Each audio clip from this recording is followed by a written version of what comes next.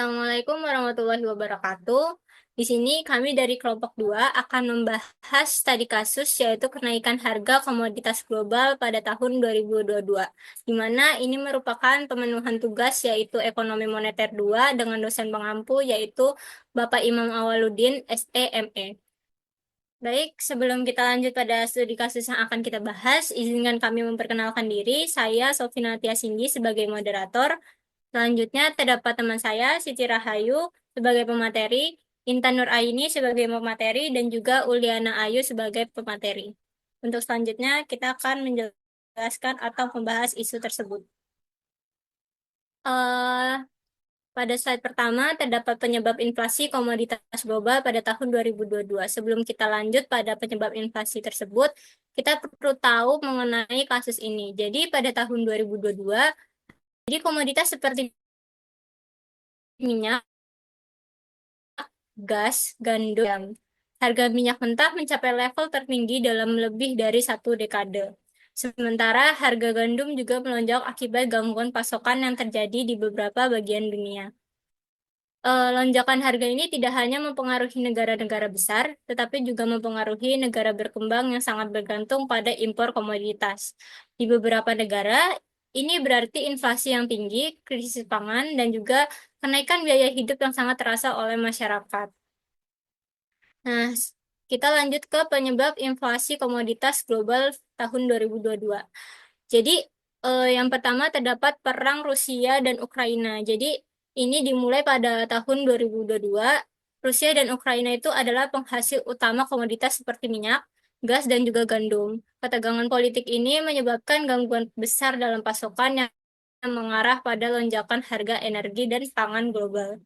Selanjutnya yang kedua yaitu terdapat pemulihan pada pasca pandemi COVID-19, di mana ekonomi global ini mulai pulih.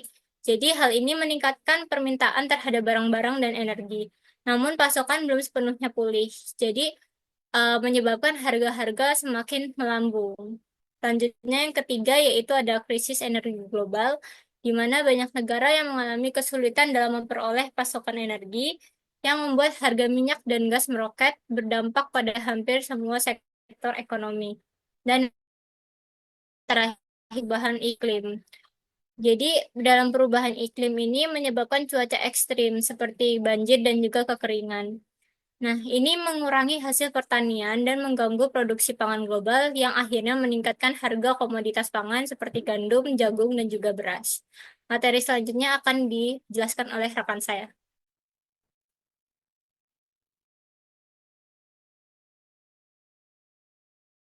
Oke, selanjutnya yaitu materi yang akan disampaikan oleh saya sendiri yaitu terkait tentang kurva IS. Nah, sebelumnya di sini kurva IS itu merupakan kurva investment and saving, yaitu di mana yang menggambarkan hubungan antara tingkat suku bunga dan output agregat di pasar barang.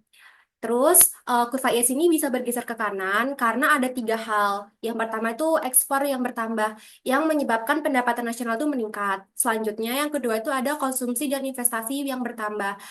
Ini menyebabkan masyarakat dan perusahaan merasa lebih kaya. Kemudian yang ketiga yaitu ada permintaan agregat yang naik, sehingga mendorong pertumbuhan ekonomi. Oke, di sini saya akan menjelaskan terkait kasusnya terhadap kurva IS, yaitu kasus terkait dampak kenaikan harga komoditas terhadap kurva IS, di mana terdapat tiga dampak kenaikan terhadap kurva IS, yaitu yang pertama peningkatan ekspor dan pendapatan nasional.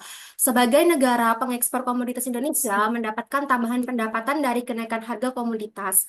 Hal ini meningkatkan pendapatan nasional dan permintaan agregat yang mendorong pergeseran kurva IS ke kanan.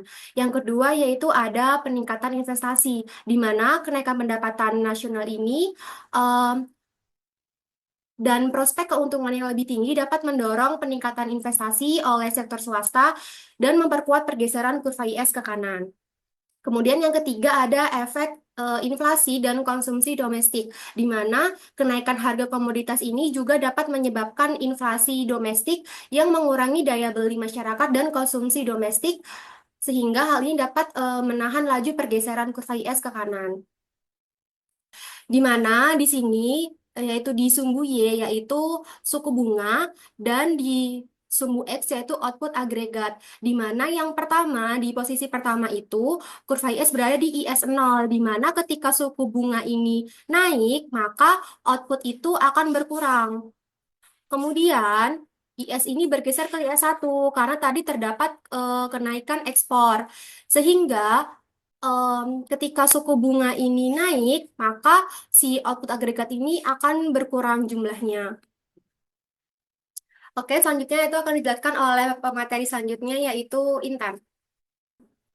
Baik, di sini saya akan melanjutkan penjelasan mengenai kurva MP. Kurva MP atau Monetary Policy Curve adalah kurva yang menggambarkan hubungan antara tingkat inflasi dan suku bunga real yang ditetapkan oleh bank sentral, di mana kurva ini menunjukkan bagaimana kebijakan moneter bereaksi terhadap perubahan inflasi. Nah, pada kasus kenaikan harga komoditas global pada tahun 2022, dampaknya terhadap perekonomian Indonesia berkaitan dengan kurva MP adalah yang pertama adalah peningkatan ekspor dan pertumbuhan ekonomi. Nah, sebagai negara yang bergantung pada ekspor komoditas, Indonesia memperoleh manfaat langsung dari lonjakan harga tersebut. Nah, permintaan global yang tinggi terhadap komoditas unggulan Indonesia mendorong nilai ekspor naik dan memperbesar surplus neraca perdagangan dan menopang pertumbuhan ekonomi. Nah, sektor-sektor berbasis sumber daya alam jadi motor penggerak utama dalam fase pemulihan ekonomi ini. Nah, yang kedua adalah tekanan inflasi. Nah, di balik peningkatan ekspor, ada kenaikan harga komoditas juga yang bawa konsekuensi berupa tekanan inflasi di dalam negeri. Nah, harga energi dan bahan pangan mengalami penyesuaian ke atas yang secara langsung menggerus daya beli masyarakat atau daya beli masyarakatnya akan menurun. Nah, tekanan ini menjadi perhatian serius karena inflasi yang tidak terkendali dapat memperlemah konsumsi domestik, yang merupakan salah satu pilar utama pertumbuhan ekonomi. Dan yang ketiga adalah respons kebijakan moneter atau menaikkan suku bunga. Nah, dalam kondisi meningkatnya inflasi, Bank Indonesia harusnya menyesuaikan kebijakan moneternya. Nah, salah satu responnya adalah menaikkan suku bunga acuan. Kebijakan ini bertujuan menjaga ekspektasi inflasi masyarakat agar tidak semakin memburuk, nah sekaligus menstabilkan nilai tukar dan arus modal asing. Dan selanjutnya ini ada kurva MP di mana sumbu X-nya ini adalah suku bunga dan sumbu Y-nya adalah inflasi. Nah, kurva MP ini ditampilkan untuk menunjukkan bagaimana Bank Indonesia merespons perubahan kondisi inflasi melalui kebijakan suku bunga. Nah, pada awalnya sebelum lonjakan komoditas terjadi, eh, kurva MP ini berada pada MP 0. Nah, dalam kondisi ini, tingkat suku bunga real yang ditetapkan untuk mengendalikan inflasi masih berada pada tingkat yang lebih rendah. Nah, setelah terjadinya lonjakan harga komoditas pasar global, maka tingkat inflasi ini mengalami peningkatan. Nah, kenaikan harga-harga barang yang penting seperti energi dan pangan menyebabkan biaya hidup naik, sehingga mendorong inflasi jauh di atas target.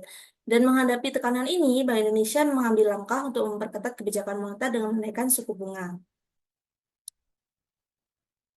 Nah, pergeseran kurva dari MP 0 ke MP 1 ini menggambarkan perubahan bahwa untuk meningkatkan inflasi yang sama, Bank Sentral ini menetapkan suku bunga yang lebih tinggi dibandingkan suku bunga sebelumnya.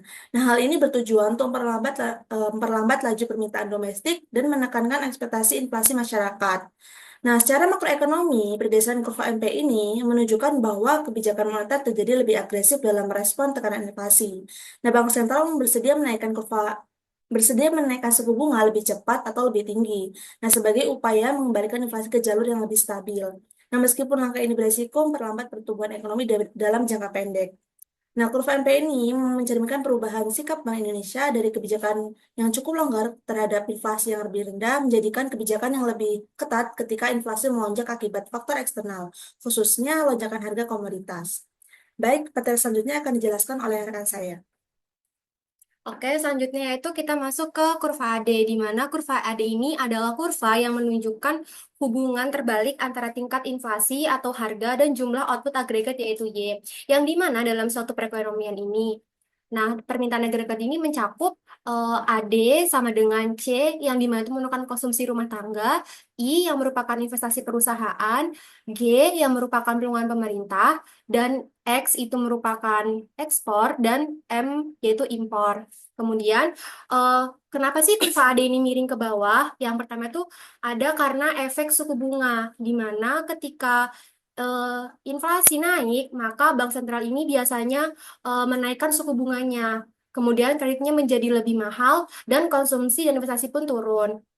Kemudian yang kedua itu ada efek kekayaan, di mana ketika inflasinya naik, menyebabkan daya beli kekayaan masyarakat ini atau tabungan dan aset menurun sehingga konsumsinya berkurang. Tiga yaitu ada ekspor impor, di mana ketika inflasi domestik naik, maka barang lokal ini menjadi lebih mahal, menyebabkan ekspor turun dan permintaan agregat juga menurun.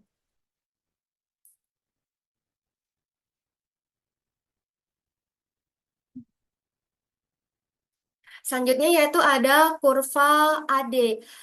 Kemudian kaitannya dengan kasus yang kita analisis yaitu terkait kenaikan harga komoditas global tahun 2022. Yang pertama itu di AD dalam posisi nol, di mana pada tahun 2022 ini terjadi lonjakan harga komoditas dunia seperti energi, pangan, logam, akibat perang di Rusia dan Ukraina, dan gangguan rantai pasok pasca pandemi.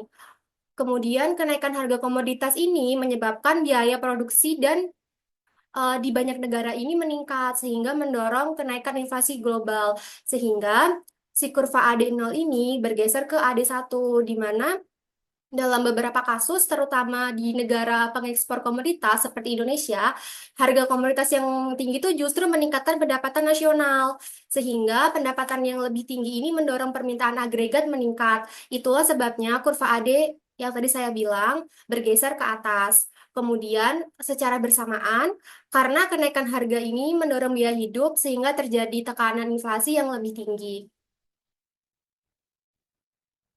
Jadi kesimpulannya itu, ketika harga komoditas menyebabkan kenaikan permintaan agregat, si kurva AD ini bergeser ke kanan dan kenaikan inflasi.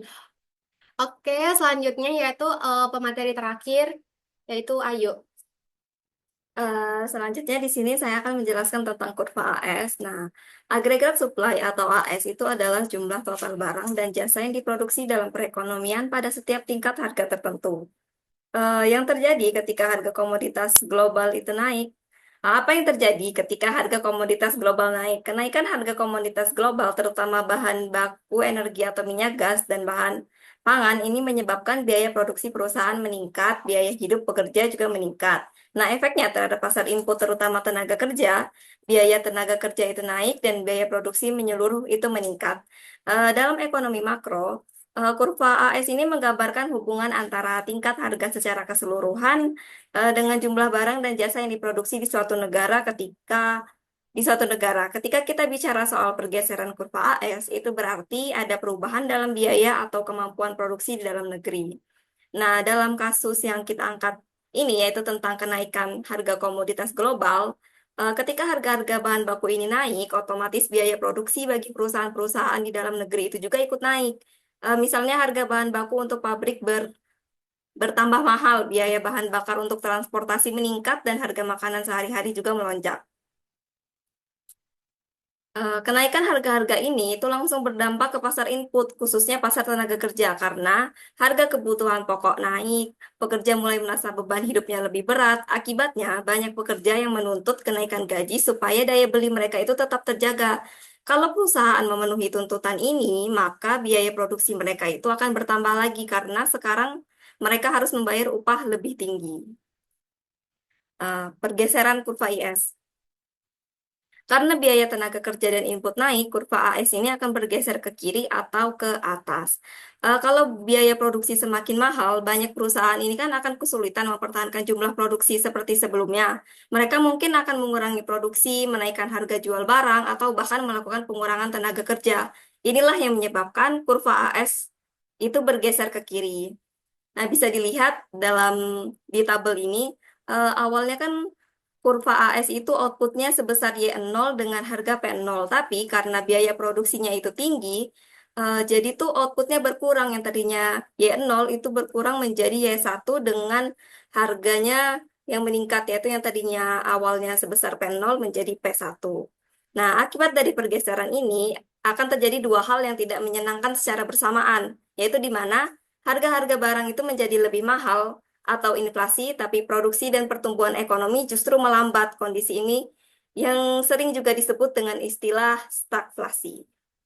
Baik dari penjelasan mengenai studi kasus harga komoditas global pada tahun 2022, yang berkaitan dengan kurva ISMP dan ADAS dapat disimpulkan bahwa kenaikan harga komoditas global pada tahun 2022 yang dipicu oleh perang Rusia-Ukraina, pemulihan ekonomi pasca pandemi COVID-19, krisis energi global, serta perubahan iklim membawa dampak besar terhadap perekonomian dunia, termasuk Indonesia.